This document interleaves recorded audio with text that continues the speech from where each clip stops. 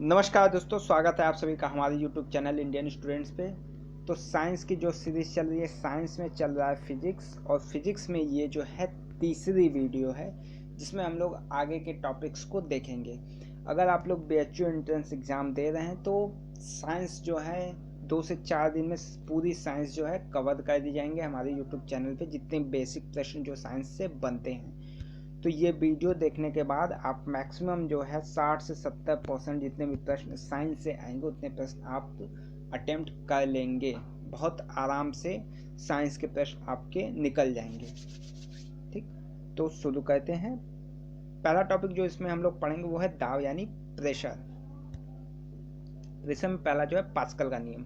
Pascal का पहला नियम क्या कहता है कि यदि द्रव में स्थित सभी बिंदु एक ही ऊंचाई पर स्थित है तो स्थिर अवस्था में सभी बिंदुओं पर लगने वाला दाब जो होगा वो समान होगा।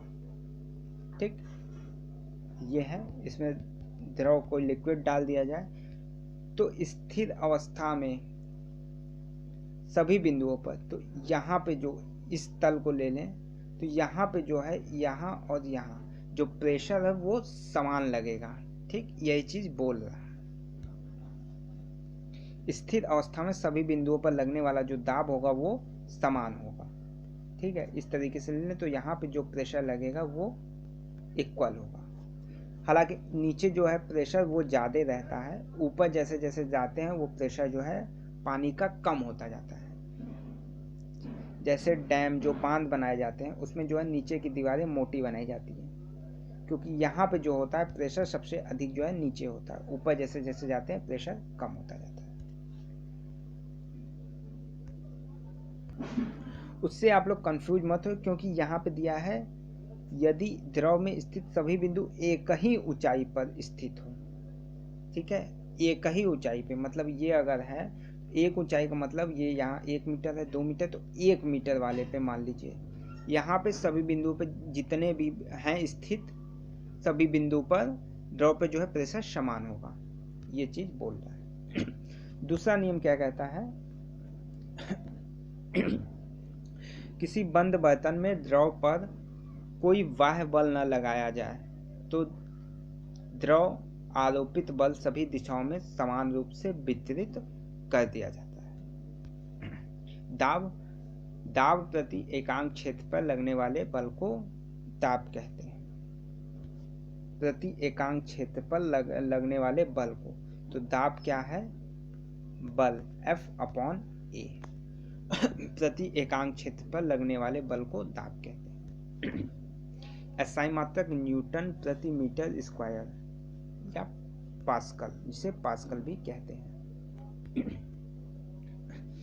आर्किमिडीज का सिद्धांत। आर्किमिडीज का सिद्धांत क्या है? जब किसी वस्तु को द्रव में डुबोया जाता है तो उसके भार में आभासी कमी आ जाती है। वस्तु के भार में यह कमी वस्तु द्वारा हटाए गए द्रव के भार के बराबर होता है। इस एग्जांपल से समझिए। पानी पूरा भरा हुआ है, इसमें आपने एक पत्थर का टुकड़ा जो है डाल दिया, तो ये पत्थर का टुकड़ा जो है हल्का महसूस होता है, या आप पानी में जब भी तैरते हैं तो आप हल्के महसूस होते हैं। तो यही चीज जो है आर्किमिडीज का सिद्धांत है। द्रव में डुबोया जाता है तो उसके भार में आभासी कमी आ जाती है, वस्तु के भार में यह कमी वस्तु द्वारा हटाए गए द्रव के भार के बराबर होती है। यानी आपके वेट में जो कमी आई, या इस पत्थर के वेट में जो कमी आई, वो जितना जल विस्थापित किया गया उसके जो है बराबर होगा। यही जो है ये बोल रहा है, हटाए गए द्रव के भार के बराबर होता है। ठीक, एक इस तरीके से प्रश्न आता है, कई जगहों पे आया हुआ है कि ये जो है लिक्विड भरा हुआ है, इसमें कोई बर्फ का टुकड़ा डाल दें। तो पूछा जाता है क्या बर्फ के टुकड़े को पूरी तरीके से पिघल जाने के बाद जो पानी है वो बाहर आएगा? गिलास पूरी तरीके से भरा हुआ है, तो इसका आंसर होगा नहीं। क्योंकि ये जो बर्फ का टुकड़ा है वो उतना वेट हटा चुका है, पानी का उतना वेट जो है ऑलरेडी हटा चुका है कि गलने के बाद ये पूरी तरीके से भर जाएगा, कोई भी पानी जो है, पानी की कोई बूंद भी बाहर नहीं आएगी। ठीक है, वही आर्किमिडीज का सेम सिद्धांत जो है यहाँ पे लागू होता है। ये सिद्धांत है कि द्रव में डुबोया जाता है, उसके भार में आभासी कमी होती है, वह कमी उस वस्तु द्वारा हटाए गए द्रव के भार के बराबर होती है। उत्प्लावक बल क्या होता है? द्रव द्वारा किसी वस्तु पर ऊपर की ओर लगाए जाने बल का ही उत्प्लावक बल है। द्रव द्वारा किसी वस्तु पर ऊपर की ओर लगाया जाने वाला, आप पानी में तैर रहे हैं, आपको एक फोर्स ऊपर की ओर लगता प्रतीत होता है कि कोई चीज ऊपर लग रही, तो ये जो है उत्प्लावक बल होता है। पृष्ठ का तनाव द्रव के पृष्ठ पर स्थित अणुओं पर ऊपर की ओर कोई बल नहीं लगता। ठीक, द्रव के पृष्ठ पर स्थित अणुओं पर ऊपर से कोई बल नहीं लगता, किंतु नीचे स्थित अणुओं पर, यहाँ जो अणु है, अणुओं पर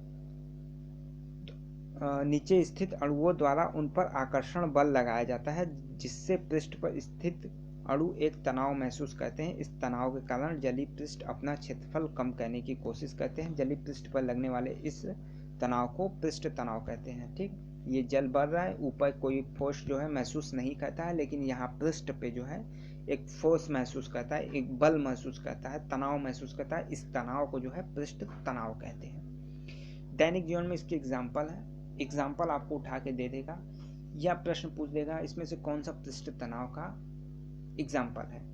तो एग्जाम्पल कौन कौन से हैं? कपड़े की सफाई के लिए प्रयुक्त साबुन और डिटर्जेंट जो है जल के पृष्ठ तनाव को कम कर देते हैं, इससे कपड़े जो है अच्छी तरीके से साफ होते हैं। या समुद्र की लहरों पर तेल डाल दिया जाता है, जिससे वे जो है शांत हो जाती हैं। ये जो है पृष्ठ तनाव के उदाहरण है। कोशिकत्व, कोशिकत्व का सिंपल कॉन्सेप्ट है, कोई कोशिका जो है केश नली में द्रव के ऊपर चढ़ने अथवा नीचे उतरने की घटना को कोशिकत्व कहते हैं। केश नली जो है एक कांच टाइप की कोई नली होती है, उसी में जो है जल का ऊपर चढ़ना या नीचे उतरना कोशिकत्व कहलाता है। इसे आप सिंपल समझना चाहते हैं तो आप थर्मामीटर के एग्जाम्पल से समझ सकते हैं कि टेम्परेचर बढ़ने पे थर्मामीटर में जो पारा है वो ऊपर चढ़ जाता है, कम होने पे पारा नीचे आ जाता है। सेम जो है कोशिकत्व का भी एग्जाम्पल यही है। ठीक, द्रव के ऊपर चढ़ने या नीचे उतरने की घटना को कोशिकत्व कहा जाता है। केश नली को द्रव से भरे बर्तन में रखते हैं तो द्रव ऊपर की ओर चढ़ता है। केश नली को पारे में भरे बर्तन में रखते हैं तो द्रव नीचे की ओर खिसकता है। इसे आप याद कर लीजिएगा। इसके उदाहरण भी देख लीजिए। तो लैंप की बत्ती में केरोसिन तेल का ऊपर चढ़ना, लैंप आप लोगों ने देखा होगा या जिसे डिबरी भी बोलते हैं गांव में, उसमें जब होता है कि मिट्टी का तेल इस तरीके से होता है, ये शीशे का पात्र होता है, ये चीज, तो मिट्टी का तेल भर दिया जाता है, एक कपड़े की कोई जो है बत्ती लगा दी जाती है, तो इस बत्ती से तेल रिश के ऊपर चढ़ता है और ये जो है जलता है। इसको जो है केरोसिन या मिट्टी का तेल जिसे बोलते हैं मिलता रहता है और ये जो है जलता रहता है। ये उदाहरण है कोशिकत्व का। दूसरा उदाहरण है पेड़ पौधों के तनों, शाखाओं और अन्य अवयवों में जल का परिवहन कोशिकत्व क्रिया के द्वारा ही होता है। जैसे जो पानी मिलता दिया जाता है पेड़ को, वो कोशिकत्व के द्वारा, उसमें जो है तनाव में कोशिका होती है, इसके द्वारा ही पत्तियों को प्राप्त होता है। ठीक, ये पेड़ है, जल से यहाँ पे जल दिया जाता है, ये कोशिकत्व के द्वारा ही अन्य भागों में पहुंचती है। तो ये दो इसके बेहतरीन एग्जाम्पल हैं। फिर श्यानता आ जाती है। जब द्रव की विभिन्न परतों के बीच गति होती है, जब द्रव की विभिन्न परतों के बीच गति होती है, तब उन परतों के बीच एक घर्षण बल कार्य करता है जो परतों की अपेक्षित गति का विरोध करता है, श्यानता कहलाती है। द्रव जो चलता है, आपको दिखने में लगता है कि द्रव चल रहा है, लेकिन वो जो है एक परत के रूप में चलते हैं इस तरीके से द्रव। तो उन परतों के बीच एक घर्षण बल लगता है, दो चीजें आपस में टकराएंगी तो वहां घर्षण पैदा होना निश्चित है। तो ये भी जब एक दूसरे से टकराएंगी तो यहाँ पे जो है घर्षण बल होता है। ठीक, घर्षण बल होता है तो अपेक्षित गति का विरोध करेगा, यानी ये इसकी गति का विरोध करेगा, ये इसकी, एक दूसरे की गति का जो दोनों है विरोध करते हैं। ठीक, इसी को जो है श्यानता कहलाती है। परतों के बीच लगने वाले इस बल को श्यान बल कहते हैं। ठोस पदार्थों में श्यानता का गुण नहीं पाया जाता है। द्रव जितना गाढ़ा होगा उसकी परतों के मध्य उतनी ही अधिक श्यानता होगी। गैसों में श्यानता होती है किंतु बहुत कम मात्रा में, ताप बढ़ने पर श्यानता जो है घटती है। सीमांत वेग, जब कोई वस्तु किसी द्रव में गिरती है तो आरंभ में उसका वेग बढ़ता है कि परंतु कुछ समय के बाद वह एक नियत वेग से गिरने लगती है। इस नियत वेग को सीमांत वेग कहते हैं। इसको आप एक एग्जांपल से समझिए। कोई झील है, झील में आप कभी कोई पत्थर का टुकड़ा फेंकते हैं, ठीक, तो केंद्र में जहां पे गिरा वहां से लहरें उठती हैं इस तरीके से गोले में। तो प्रारंभ में ये तेज होती हैं, लेकिन जैसे जैसे आप देखेंगे, अगर आप यहाँ बैठे हैं, जैसे जैसे आपके पास पहुँचती हैं लहरें तो आपके पास आके जो है समाप्त हो जाती हैं, धीरे धीरे जो है खत्म हो जाती हैं। तो यही जो होता है सीमांत वेग, एकदम अंत, यानी सीमा का अंत जहाँ होता है वहाँ पे उसका क्या वेग है, ये सारी चीज़ें सीमांत वेग। ठीक, पत्थर मारे, अंत में जाके स्पीड जो लहर चली थी केंद्र से वो यहाँ पे जाके किनारे की ओर खत्म हो गई या उनका अंत हो गया, यही होता है सीमांत वेग। द्रव का प्रवाह, धारारेखी प्रवाह, कांतिक वेग, बर्नौली प्रमेय। यहाँ बर्नौली प्रमेय आपके लिए इंपॉर्टेंट है।